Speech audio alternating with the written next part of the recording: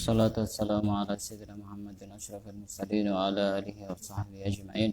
سبحانك لا علم لنا إلا ما علمتنا إنك أنت العليم الحكيم. تب علينا إنك أنت التواب الرحيم وتقبل منا إنك أنت السميع العليم. قال رب اشرح لي صدري ويسر لي أمري واحلل عقدة من لساني يفقهوا قولي. نويت التعلم وتعليم الإفادة والاستفادة وتمسك بكتاب الله وسنة رسوله والدعاء إلى الهدى والدلالة إلى الخير ابتغاء مرضاته وقربه وثوابه سبحانه وتعالى. قال المصنف رحمه الله تعالى ونفعنا به وبعلومه وعمدنا بأسراره وأنواره ونفحاته في الدين والدنيا والآخرة. Kita lanjutkan kajian kitab Al-Arba'in An-Nawawiyah. Pada hari ini kita sudah sampai kepada hadis yang kedua. Al-hadis tsani an Umar radhiyallahu ta'ala anhu aidan qala bainama nahnu julusun 'inda Rasulillah sallallahu alaihi wasallam ذات يوم إذ طلع علينا رجل شديد بياض الثياب شديد سواد الشعر لا يرى عليه أثر السفر ولا يعرف منا أحد حتى جلس إلى النبي صلى الله عليه وسلم فأسند ركبتيه إلى ركبتيه ووضع كفيه على فخذيه وقال يا محمد أخبرني عن الإسلام. فقال رسول الله صلى الله عليه وسلم الإسلام أن تشهد أن لا إله إلا الله وأن محمدًا رسول الله وتقيم الصلاة وتؤتي الزكاة وتصوم رمضان وتحج البيت إن استطعت إليه سبيلا. قال صدقت. فأجبنا له يسأله ويصدقه. قال فأخبرني عن الإيمان. قال أن تؤمن بالله وملائكته وكتبه ورسله واليوم الآخر وتؤمن بالقدر خيره وشره. قال صدقت. قال فأخبرني عن الإحسان. قال أن تعبد الله كأنك تراه فإن لم تكن تراه فإنه يراك. قال فأخبرني عن الساعة. قال ما المسؤول عنها بأعلم من السائل. قال فأخبرني عن أمارتها. قال أن تلد الأمة ربتها وأن ترى الحفاة العراة العالة رعاء الشاء يتطاولون في البنيان. ثم انطلق فلبث مليا ثم قال يا عمر أتدري من السائل؟ قلت الله ورسوله أعلم. قال فإنه جبريل أتاكم يعلمكم دينكم. رواه Muslim. Ini hadis yang begitu sangat penting, hadis yang begitu sangat panjang. Kita bahas sedikit demi sedikit dari awal. Ini hadis diriwayatkan dari Sayyidina Umar bin Khattab radhiyallahu anhu. Sayyidina Umar termasuk khalifah yang keberapa? Yang kedua, termasuk 10 orang yang dijamin masuk surga, al-mubasysyirina bil jannah, yang diberi kabar gembira masuk surga. Diriwayatkan dari Sayyidina Umar ibn al-Khattab radhiyallahu an, suatu hari Sayyidina Umar ini duduk bersama para sahabat, kemudian di situ ada Rasulullah. Jadi semacam ini, Rasulullah itu kalau mengadakan mengajari sahabatnya, murid-muridnya itu dengan model-model halakoh seperti ini. Jadi model pembelajaran yang kuno itu ya model-model halakoh. Dan itu memang justru lebih pengaruhnya lebih kuat dibanding yang tidak model-model halakoh. Tapi ya semua punya kelebihan masing-masing. Jadi pada saat itu Sayyidina Umar duduk bersama Rasulullah dan para sahabat yang lain, muter itu. Kemudian tiba-tiba datang seorang laki-laki, tidak tahu datangnya dari mana. Dan laki-laki ini punya ciri fisik yang cukup bagus. Waktu itu laki-laki ini putih, bajunya sangat putih dan rambutnya sangat hitam. Dan laki-laki ini sangat tampan sekali. Tiba-tiba datang laki-laki tampan. Coba bayangkan seadanya datang di hadapan kalian itu gimana? Masya Allah. Bukan astagfirullah ya. Ada seorang laki-laki yang sangat tampan. Pada saat itu sahabat yang paling tampan itu namanya Dihyah Al-Kalbi. Dihyah itu nama laki-laki, sangat tampan sekali. Artis-artis ya ada bapaknya. Dan bahkan saking tampannya itu sampai semua orang terpesona dengan ketampanan Dihyah al-Kalbi. Ini ada tiba-tiba ada laki-laki pakainya sangat putih dan rambutnya sangat hitam. Dalam satu keterangan disebutkan yang dimaksud hitam itu rambut jenggotnya. Kenapa kok seperti itu? Ini masih belum tahu semua ini siapa. Nanti akan dijelaskan di akhir. Ini manusia atau malaikat atau jin. Datang kepada Nabi, tiba-tiba datang dengan pakaian yang sangat bagus. Ini juga sebenarnya memberikan satu pelajaran bahwa kalau kita bertemu dengan orang soleh itu harus pakai pakaian yang bagus. Kepada gurunya juga harus pakai pakaian yang bagus. Mau hadir ke sini juga pakai pakaian yang bagus. Masa mau hadir, mau ngaji, mau cari ilmu, pakaiannya biasa-biasa. Pas giliran undangan, pakaiannya. Kalau perlu parfumnya itu berapa liter itu harus disemprotkan semua itu. Sebaik mungkin kalau mau bertemu dengan orang soleh, bertemu dengan gurunya untuk menghormati ilmu, karena ilmu itu mulia. Sebagaimana ini ada orang datang kepada Nabi Muhammad dengan pakaian yang cukup bagus. Nah ini beliau ini juga laki-laki misterius ini. Kenapa harus pakai pakaian putih? Karena Rasulullah juga suka pakaian putih. Kalau ketemu sama orang itu, usahakan memakai sesuatu yang disukai sama orang yang akan ditemui. Kan sudah tahu semua itu, kira-kira gimana?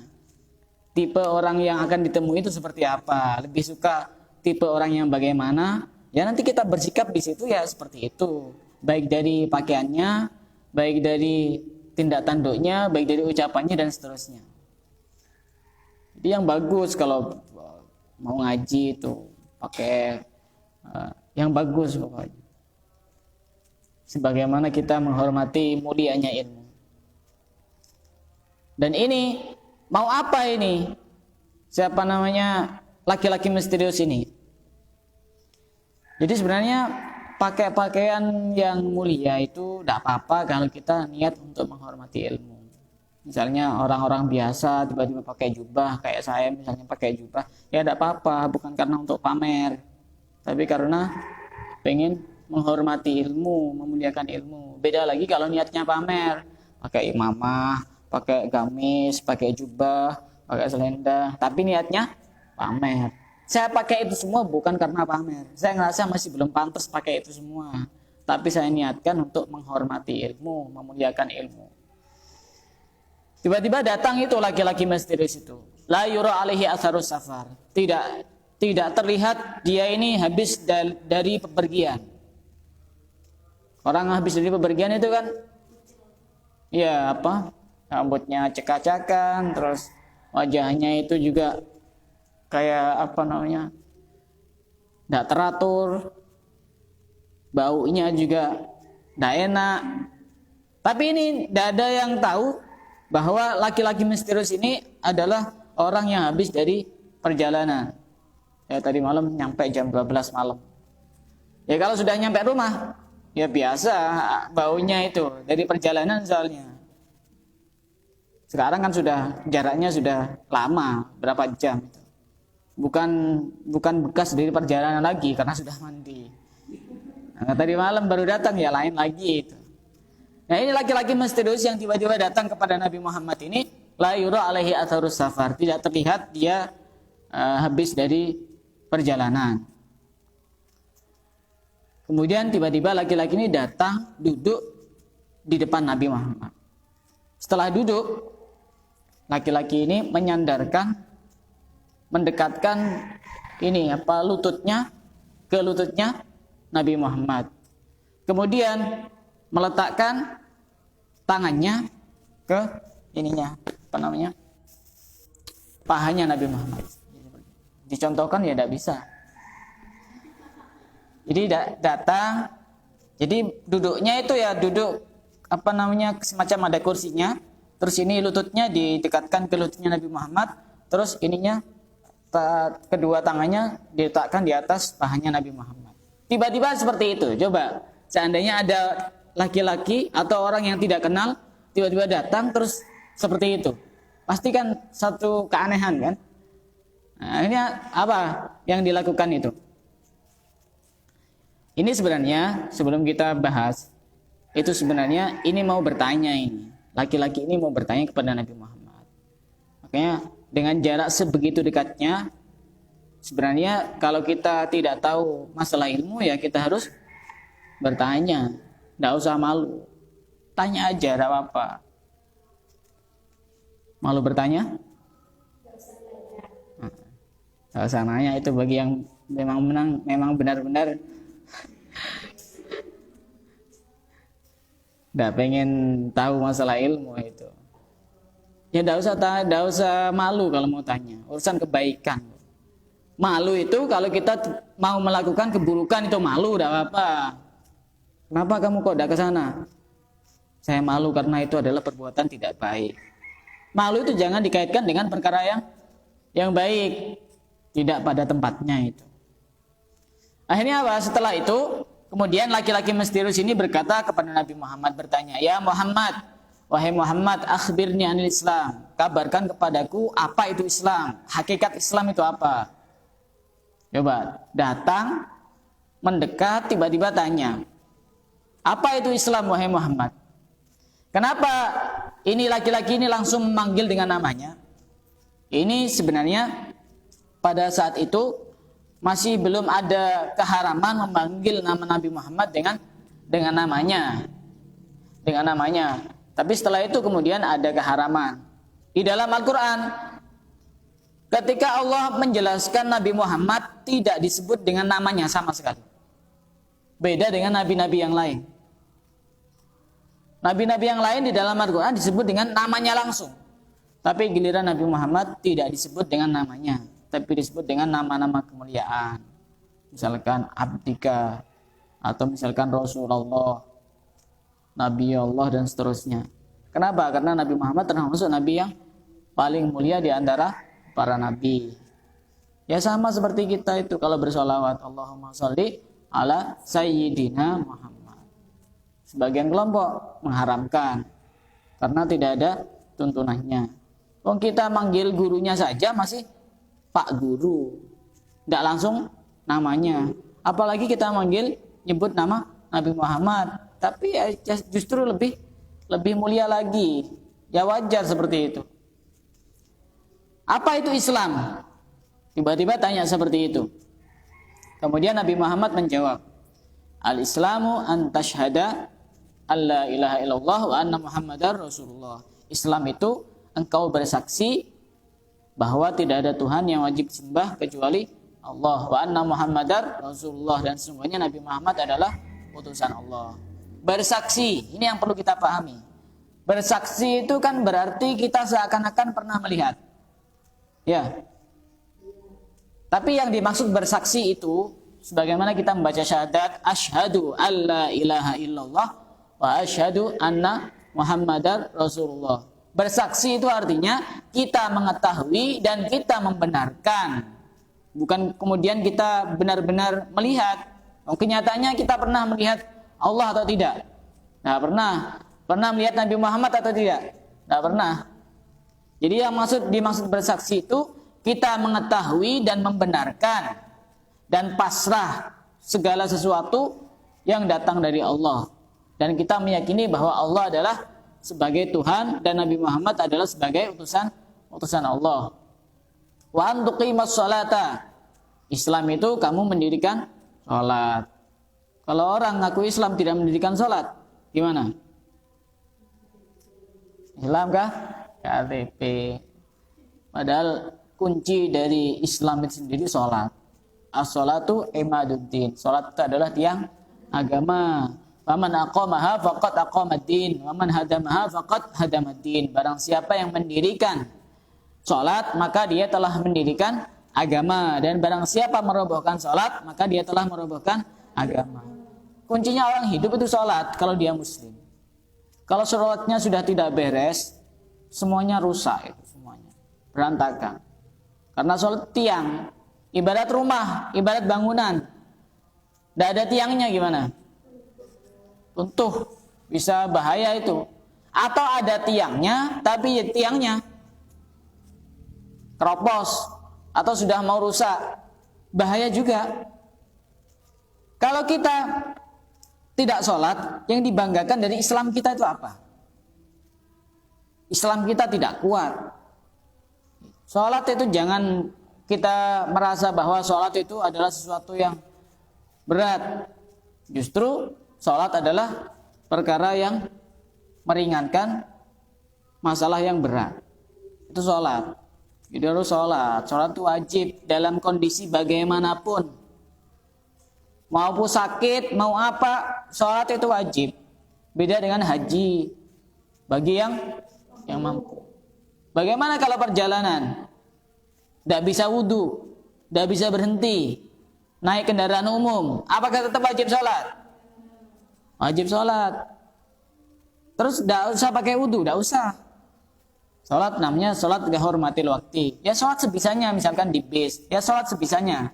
Tidak bisa sujud ya, masa mau sujud di ininya, kursi depannya itu, kan tidak kira. Ya sebisanya. Tapi itu karena tidak memenuhi syarat, karena dia masih belum punya wudu, nanti ketika sudah nyampe di lokasi, dia mengulang lagi sholatnya. Jadi tidak boleh langsung kemudian kita niatkan langsung qadha. Saya sekarang tidak sholat, kemudian nanti kalau sudah nyampe saya qadha.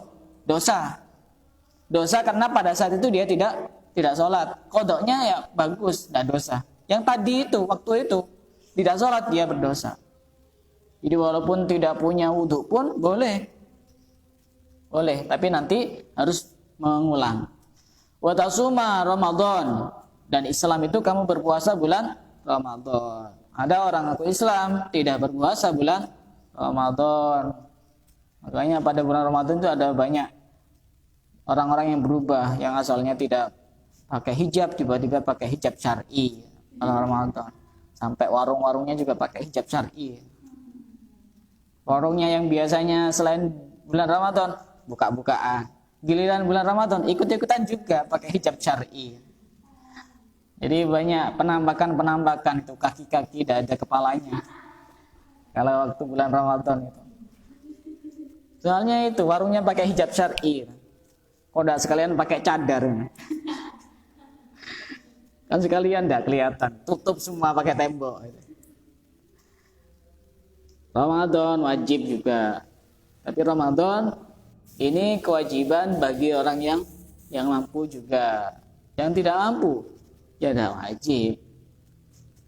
Wa tahujjal baita. Islam itu juga kita haji ke Baitullah. Walaupun kita masih belum punya uang, kita wajib berniat agar kita nanti bisa melaksanakan ibadah haji. Jadi jangan sampai tidak punya niat mau haji. Walaupun sekarang tidak punya uang, harus kita punya niat, saya nanti akan melaksanakan ibadah haji. Saya akan berangkat ke Mekah, ke Madinah untuk melaksanakan ibadah haji. Walaupun sekarang tidak punya uang. Kenapa? Nanti kalau sudah mati, kita tidak punya tanggungan di hadapan Allah. Masa niat saja tidak. Ya barangkali besok dicatat di buku catatan amalnya ada pahala haji. Kan kemarin sudah dibahas itu masalah niat itu. Yang penting niat dulu. Urusan nanti mampu atau tidak mampu, ya urusan nanti belakangan. Kadang-kadang yang mampu saja itu udah berangkat haji. Artis-artis tuh gajinya berapa itu? Sekali syuting ada yang sampai 50 juta satu kali. Belum tiap hari itu. Ada yang sampai 1 M itu, satu kali syuting itu. Sedangkan haji itu kalau biasa sekitar 30 jutaan. Kalau haji plus langsung berangkat sekitar 150-an. Tidak ada apa-apanya gaji segitu. Tapi memang haji ini benar-benar panggilan dari Allah. Kadang orang-orang biasa, saya pernah lihat itu cerita, ada orang pekerjaannya penjual koran. Tapi tiap hari nabung, mengumpulkan uang sehingga dia bisa haji. Kadang yang kaya tidak bisa haji. Cuma yang sering terjadi di masyarakat kita, orang yang umroh itu dia mewajibkan orang lain untuk memanggil dirinya haji. Padahal umrah itu bukan haji. Haji kecil, tapi bukan haji. Kalau udah dipanggil, marah-marah. Oh, berarti ini ada niat yang salah sebelum dia berangkat umroh. Masalah mau manggil Pak Haji, Bu Haji, atau siapa, Wewe Gombel, Pak Lampir, itu urusan mereka itu. Kalau kita masih ngerasa tersinggung dengan panggilan, sebuah panggilan, berarti ada yang bermasalah dengan hati kita. Misalkan ada murid tidak manggil ustadznya dengan ustadz, ya biasa, anggap biasa aja. Kecuali kita ngasih pelajaran kepada muridnya, seperti ini mestinya yang bagus, manggilnya seperti ini. Atau orang yang tidak dikenal manggil kita dengan panggilan-panggilan biasa, Pak, Mas, padahal dia seorang tokoh, seorang ustadz, seorang kiai, ya biasa-biasa aja. Nggak usah diambil hati. Yang paling tahu diri kita sendiri itu kan Allah. Hakikatnya seperti apa? Manusia itu kan hanya sekedar menduga-duga bahwa kita orang baik.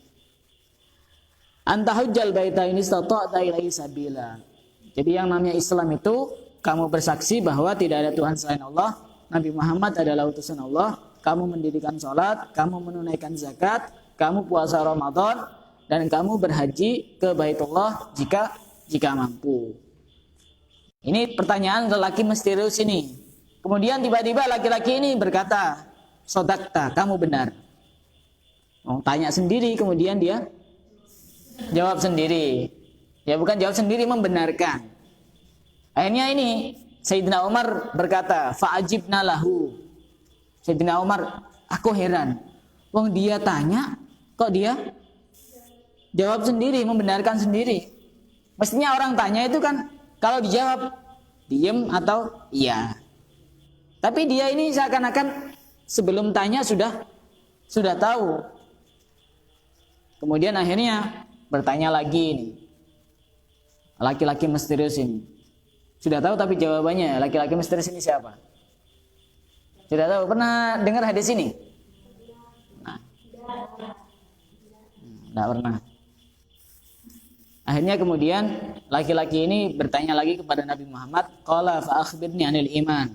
Kabarkan kepadaku apa itu iman.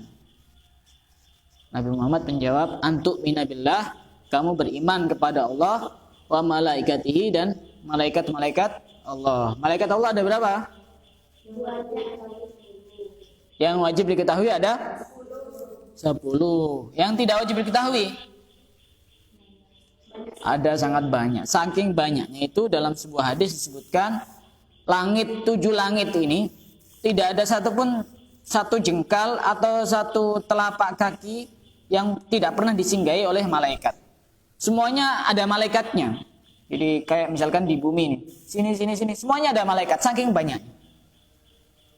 Dan malaikat itu makhluk Allah yang tidak pernah bermaksiat sama sekali. Di dalam Al-Qur'an disebutkan la ya'sunallaha ma amarahum wa yaf'aluna ma yu'marun. Malaikat itu termasuk makhluk Allah yang tidak pernah bermaksiat sama sekali. Dan malaikat ini tugasnya tidak sama seperti manusia. Jadi ibadahnya malaikat itu ada yang ibadahnya mulai dari pertama kali diciptakan ruku terus. Ada yang ibadahnya sujud terus. Ada yang bertasbih, ada yang berzikir. Ibadahnya itu separuh-separuh. Tidak seperti manusia, sholat, ada zakat, ada puasa. Tapi 24 jam non-stop itu malaikat ibadah terus. Tidak pernah bermaksiat sekejap mata pun.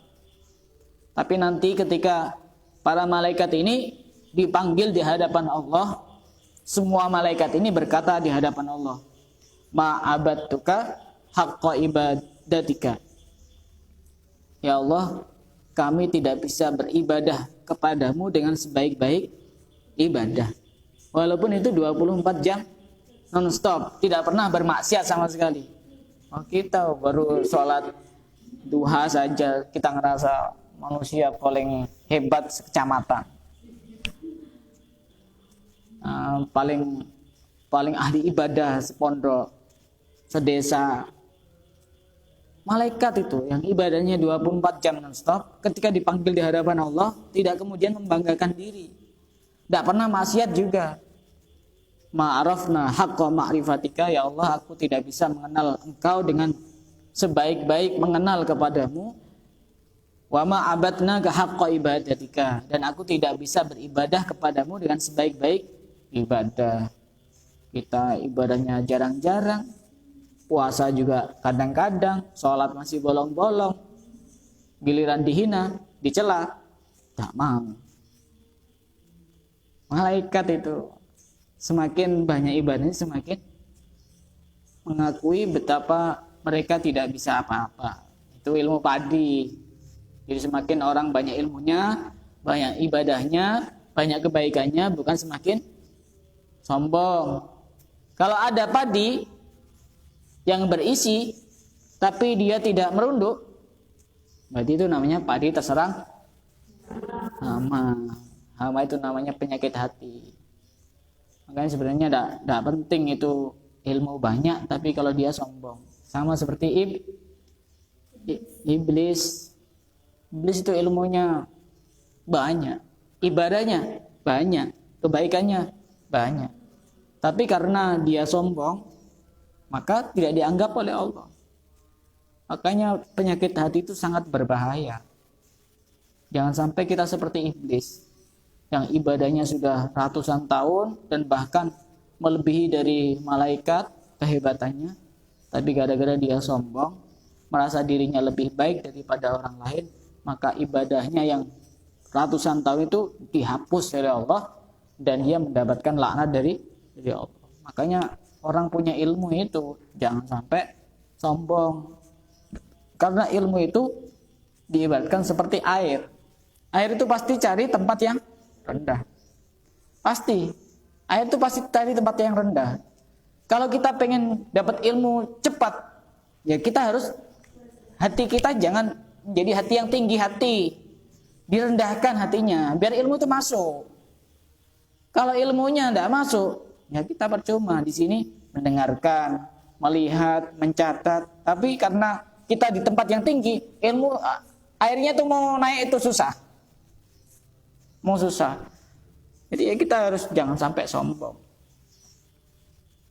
Karena ilmu itu pasti cari hati-hati yang rendah, yang tidak merasa sombong, yang tawadhu.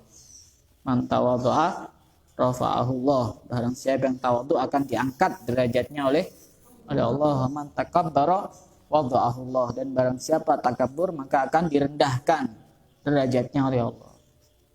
Jangan sampai kita ngerasa sebelum datang ke sini, sebelum ngaji, semuanya sudah tahu. Dikosongkan hatinya biar bisa diisi. Jangan sampai merasa sebelum ngaji ke saya merasa bahwa saya orang biasa. Ya memang orang biasa. Tapi pada saat seperti ini harus meyakini bahwa gurunya itu segalanya. Dan harus dikosongkan hatinya biar bisa terisi. Jangan sampai, oh saya sudah pernah baca ini, saya sudah pernah belajar ini. Ya akhirnya sudah penuh itunya isinya, ilmunya mau masuk. Ya itu keluar lagi semuanya itu. Tumpah-tumpah itu. Wa kutubihi wa rusulihi. Beriman itu adalah kita beriman kepada Allah, kemudian beriman kepada kitab-kitab Allah. Kitab-kitab Allah ada berapa? Ada? Sebenarnya banyak, tapi yang wajib diketahui ada 4. Pertama, kitab Taurat. Kitabnya siapa? Nabi Musa. Kitab Injil? Nabi Isa. Kitab Zabur? Nabi Daud. Kitabnya umat Islam? Al-Quran. Pernah baca Al-Quran? Nah, kitabnya umat Islam, pedoman umat Islam. Kadang-kadang lebih sering baca bacaan yang lain. Kadang yang lebih mengenaskan lagi, orang Islam tidak punya Al-Quran. Punyanya apa? Pedoman hidupnya apa? Al-Quran ini mukjizat. Jangan sembarangan. Mukjizat itu sesuatu yang mustahil bisa kenyataan. Kalau Quran cuma dipajang, malah lagi banyak masalah, ada Quran tidak diambil. Lagi punya banyak problem, punya Al-Quran tidak dibaca. Lagi kesulitan urusan ekonomi, punya Quran tidak dibaca. Minimal dibaca. Walaupun paham atau tidak paham, tetap dapat pahala. Baca Al-Quran ini sebegitu hebatnya pahalanya. Kita kan sudah tahu bahwa satu kali kebaikan akan dilipat gandakan menjadi 10 kali lipat. Dan Al-Quran itu cara melipat gandakannya bukan kita sekali baca kemudian dilipatkan 10, tapi per hurufnya. Jadi misal alif lam mim, itu ada berapa huruf? 3. Kita baca alif lam mim saja sudah mendapatkan 30 kebaikan. Padahal cuma 3 huruf. Bayangkan kalau kita sehari baca 1 halaman. Berapa itu kalau dikalikan? Mungkin komputer itu nanti tidak bisa ngitung itu. Kalau kita tiap hari baca 1 juz, nggak muat. Kalau guru saya dulu punya guru matematika itu, orangnya masya Allah hebat. Ahli matematika juga ahli ilmu faraid tentang harta waris. Itu ditanya dengan angka berapa dikalikan berapa itu pasti bisa jawab dengan hitungan detik. Dan itu bisa dibuktikan di kalkulator atau di komputer. Nggak tahu pakai teori apa. Tapi memang benar-benar hebat. Jadi dikalikan berapapun itu pasti bisa menjawab.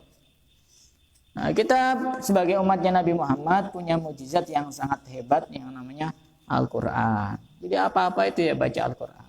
Tiap hari jangan sampai kita tidak pernah membaca Al-Quran. Kita lebih sering membaca status. Nanti kalau di alam kubur ditanya, apa kitabnya? Story WA. Ya, karena yang sering dibaca tiap hari ya itu Al-Quran. Nggak ada. Baca. Nggak kira menyesal orang baca Quran. Akan banyak mukjizat yang akan dia dapatkan di dalam mengarungi hidup dan kehidupan di muka bumi.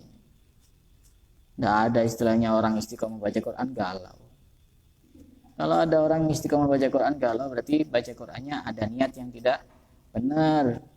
Mungkin tidak ikhlas, karena caper, cari perhatian, atau karena biar dilihat orang.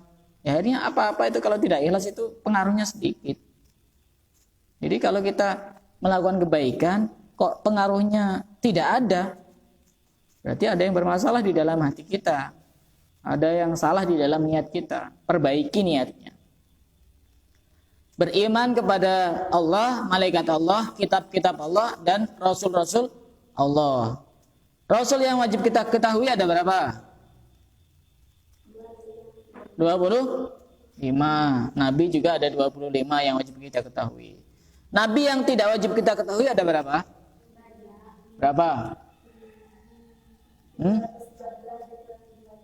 Oh, kok bisa? Nabi yang tidak wajib kita ketahui itu ada 124.000 nabi. Makanya dulu waktu saya masih di Yaman itu ada nabi namanya Nabi Hadun. Pernah dengar? Ya, karena tidak wajib diketahui. Ini putranya Nabi Hud. Ada namanya Nabi Handolah. Ada namanya Nabi Jarjis. Ada siapa? Banyak. Itu mungkin kalian kan tidak pernah dengar. Karena itu nabi yang tidak wajib diketahui. Ada sekitar 124.000 nabi. Sedangkan rasul yang tidak wajib kita ketahui ada sekitar 313. Nabi dan rasul yang wajib kita ketahui ada 25. Jangan sampai tidak hafal. Masa 25 tidak hafal. Yang lain nyanyian berapa lagu hafalnya? Nyanyian. Cobalah diganti nyanyiannya itu yang asalnya nyanyian cinta diganti muji-muji Nabi Muhammad gitu. Biar ada pahalanya. Tapi jangan sampai dinyanyikan di kamar mandi, sholawatan di kamar mandi. Bukan pada tempatnya itu.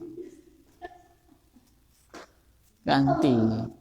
Orang yang sering diucapkan itu karena yang sering didengarkan. Yang sering diucapkan orang itu yang sering didengarkan. Yang sering diucapkan orang juga yang sering dilihat atau dibaca. Orang itu bisa dibaca karakternya sesering apa dia membaca sesuatu dan sesering apa dia mendengar sesuatu. Orang yang sering baca kitab, sering mendengarkan pengajian, yang keluar ya bukan lagu-lagu yang bikin galau kayak gitu. Sholawat gitu. Lagu yang melau itu. Patah hati. Enggak sekalian dipatahkan orangnya. Hidup kok dibikin susah itu. Dikit-dikit punya masalah langsung sakit hati, patah hati. Memangnya kita tidak punya Allah yang bisa menyembuhkan luka yang tidak berdarah. Ya semua hidup punya pelajaran. Dikira saya tidak punya masalah, punya. Tapi saya itu yakin apapun yang saya alami itu ada banyak pelajaran. Kenapa saya harus seperti ini? Kenapa harus saya seperti ini? Padahal saya tidak menginginkan sebelumnya. Oh ternyata banyak pelajaran yang harus saya ambil di situ. Allah itu sebegitu baiknya ingin memberikan pelajaran. Oh ternyata kamu itu kalau mengalami seperti ini, kamu seperti ini kelemahannya. Kalau mengalami seperti ini, seperti ini. Kalau tidak pernah mengalami kan tidak tahu, tidak bisa ngambil pelajaran. Jangan sampai kita menjalani hidup berlalu begitu saja tanpa kita bisa mengambil pelajaran.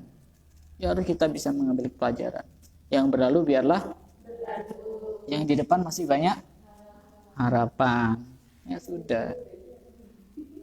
Jadi yang sudah kertasnya yang sudah dicoret-coret ya biar. Yang di depannya masih banyak kertas putih, kita bisa melukis dengan lukisan kehidupan yang begitu sangat indah. Tidak usah putus asa. Kalau putus layangan tidak apa-apa. Putus asa itu madhabnya setan. Kalau kita gampang putus asa berarti kita ikut madhabnya setan. Wa tu'mina bil qadari khairihi wa syarrihi. Dan beriman itu kita harus percaya bahwa takdir itu semuanya datang dari Allah. Baik itu yang baik maupun yang buruk. Semuanya datang dari Allah. Akhirnya laki-laki ini bilang lagi kepada Nabi Muhammad, "Shadaqta, engkau benar. Fa akhbirni anil Islam, anil ihsan." Sekarang kabarkan kepadaku apa itu ihsan. Dijawab oleh Nabi Muhammad, "Anta abudallaha ka'annaka tarahu." Engkau beribadah kepada Allah seakan-akan engkau melihat Allah. Bisa? Tidak bisa, belum tingkatannya. Fa'il lam takun tarahu, jika kita tidak bisa seakan-akan melihat Allah, kita harus merasa bahwa pada saat kita beribadah, kita merasa dilihat oleh Allah. Ini kunci agar ibadah kita lebih ikhlas, lebih khusyuk. Coba misalnya ada satu pelatihan gitu, ada satu ujian gitu, diawasi oleh pengawas. Kita itu kan lebih khusyuk ya, lebih tidak noleh ke kanan ke kiri, gerak-geriknya itu dikontrol. Ibadah juga seperti itu. Kalau kita ngerasa bahwa ibadah kita diawasi oleh Allah, betapa kita itu ibadah kita berkualitas di hadapan Allah. Orang kerja saja itu kalau dia diawasi sama bosnya, kadang santai-santai, kadang disalahgunakan, kadang diperlambat, kadang tidak segera. Tapi giliran diawasi sama bosnya, semuanya serba di bagaimana caranya terlihat baik di hadapan bosnya. Kita di hadapan Allah. Allah itu siapa?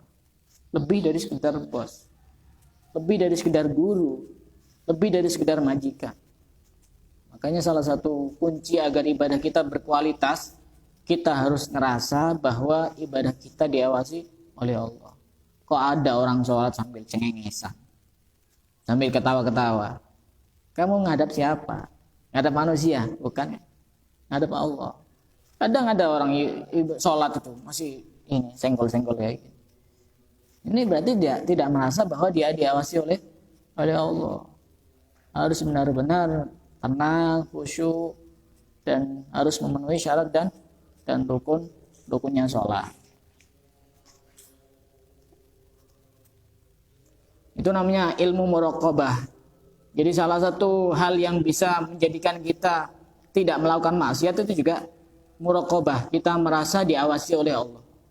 Jadi kalau mau melakukan maksiat, kita harus mikir, saya diawasi oleh Allah, sehingga tidak jadi melakukan maksiat. Makanya orang-orang dulu itu banyak seperti itu. Resep yang paling simpel agar kita tidak melakukan maksiat, kita harus merasa diawasi oleh Allah kapanpun, dimanapun, dan dalam kondisi bagaimanapun. Itu salah satu resepnya. Kemudian apa? Dijawab oleh laki-laki ini, sodakta, kau benar. Dijawab semuanya benar. Sehingga kemudian ini menjadikan seisi halqah itu semuanya merasa keheran-heranan dengan laki-laki ini. Dan masih ada 2 pertanyaan lagi yang insya Allah akan kita sambung pada besok, insya Allah, hari Kamis. Jadi kalau punya anak laki-laki kasih nama Dihyah, itu bagus, biar tampan. Siapkan kalau sudah hamil itu siapkan nama Dihyah. Dihyah itu sahabat yang paling tampan. Kalau pengen punya anak laki-laki itu diniatkan di dalam hatinya pada saat hamil itu akan saya kasih nama Abdul Qadir. Ya. Atau Ahmad, ya kalau sudah periksa dan sudah positif hamil, bukan positif corona, kasih nama ya tidak apa-apa. Atau kalau misalkan punya anak mati terus, nanti kalau sudah hamil niatkan kasih nama Yahya. Yahya itu kan hidup ya. Atau kasih nama Zakaria. Atau digabung Zakaria Yahya. Atau Yahya Zakaria. Ada apa? Itu ilmu-ilmu penting itu, amalan-amalan. Insyaallah akan kita lanjutkan besok insyaallah. Dari sini ada yang mau ditanyakan, silakan.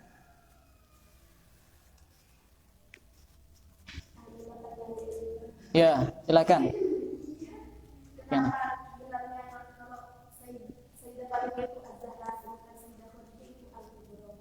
Ada yang mau menjawab? Tidak ada yang mau menjawab. Insya Allah akan saya jawab besok karena saya sih belum tahu secara pasti jawabannya apa. Ini PR bagi saya. Fatimah kenapa dijuluki As-Zahra, sedangkan Sayyidah Khadijah dijuluki Al-Kubra. Rasulullah itu menikahi Sayyidah Khadijah itu pada saat itu tidak berpoligami. Rasulullah. Jadi pada saat Sayyidah Khadijah dinikahi oleh Rasulullah ya istrinya Sayyidah Khadijah itu. Tapi setelah Sayyidah Khadijah wafat, baru setelah itu. Jadi orang sekarang kadang nirunya tidak sama, berpoligami. Itu satu-satunya istri yang tidak dipoligami Sayyidah Khadijah. Makanya termasuk istri tercinta itu. Setelah Sayyidah Khadijah baru banyak. Rasulullah mendapatkan perintah dari Allah untuk menikah lagi.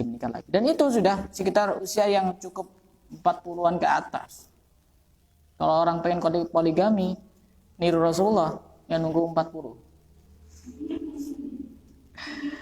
Jadi kalau ada orang-orang barat mengatakan ini Rasulullah itu, Nabi Muhammad itu orangnya hiperseks, masa istrinya banyak. Ya seandainya Nabi Muhammad itu mau poligami ya pada usia sekitar 27 atau 30-an. Tapi kenyataannya enggak. Ketika Sayyidah Khadijah wafat baru Rasulullah nikah lagi.